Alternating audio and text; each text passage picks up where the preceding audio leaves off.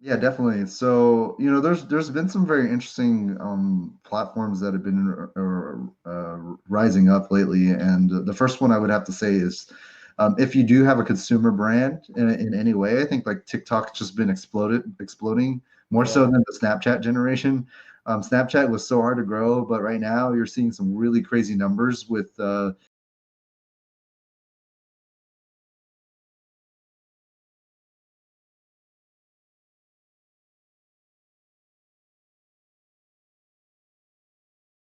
people building up huge followers, views, and social following Yeah.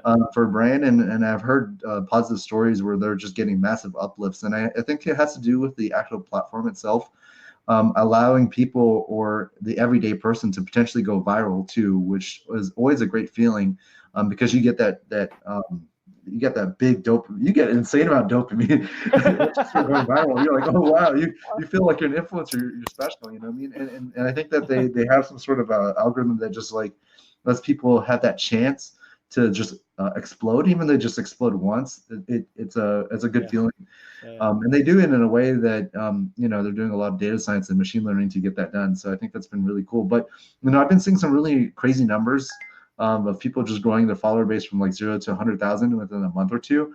Whether that is actually like real or not, I don't Real really numbers. know. Sure. If it's vanity numbers, I don't know or not. But I think Yeah. that with enough sheer volume, even if it's flavor of the month, like you can still capitalize it on right now because whichever platform is giving you the most growth. Like if you try Facebook right now and you don't pay money, you're gonna have a hard time, right? Yeah. Yeah. Very hard. So you always want to try to find places that have those big, just fast moving traction levers that you can kind of like capitalize on. Another platform that I think that is other two that are still like underrated is going to be LinkedIn and Twitter.